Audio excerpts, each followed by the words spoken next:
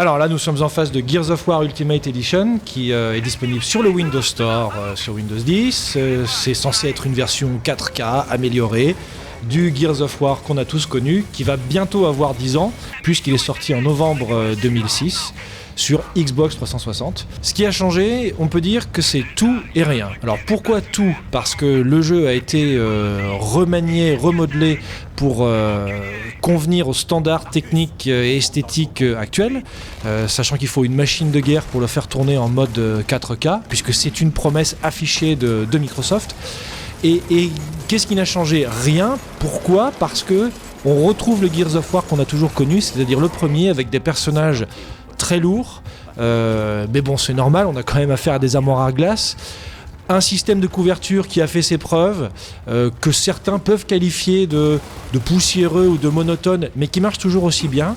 Et puis un système de jeu qui est qualifié par certains de répétitif, c'est-à-dire qu'on a une succession de scènes d'action survitaminées.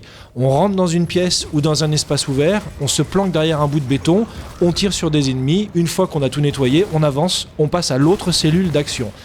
Alors, on pourrait se dire que c'est pénible, que c'est monotone, que c'est répétitif, que c'est lassant, mais le point fort de Gears of War, et ça n'a pas changé, c'est que c'est toujours aussi bon à faire.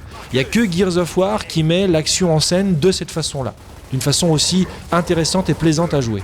En matière de petits ajouts de gameplay, ce qui a été rajouté, c'est par exemple le fait de pouvoir recharger en courant ou de pouvoir changer d'arme en courant. À l'époque, ça manquait au premier, d'où parfois des impressions de lourdeur dans le gameplay. En gros, on avait l'impression de déplacer une énorme tourelle humaine ou un énorme frigo. Et ça a été rajouté. Et mine de rien, c'est pas grand-chose, mais de pouvoir se déplacer rapidement, de voir l'IA qui va relever ses compagnons qui sont à terre, de pouvoir se déplacer quand on a un personnage qui est en train d'agoniser. Ça, avant, c'était pas possible. Maintenant, c'est possible. Ça accélère un petit peu le jeu, ça le rend plus fluide et ça le rend plus agréable à jouer. Ça le rend donc moins lourd. Au final, on pourrait se demander si le résultat est plus beau que sur 360. J'ai envie de répondre que oui, si on regarde bien, si on est attentif aux détails, on sent qu'il y a une amélioration. Mais elle n'est pas flagrante, c'est pas vraiment une grosse claque. Ça nous frappe pas tant que ça. On est par contre frappé par les errements du Unreal Engine, avec toujours ce retard d'affichage des textures qui est caractéristique de ce moteur de jeu. Mais oui, effectivement, si on met le jeu avec les détails à fond, il sera un peu plus beau que sur Xbox 360.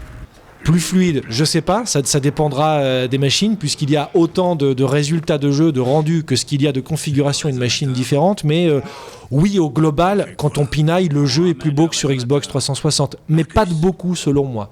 Pour finir, il y a un mode de jeu multi qui a été rajouté, qui est bien là, c'est le mode de jeu avec le fusil Destructor, c'est son nom.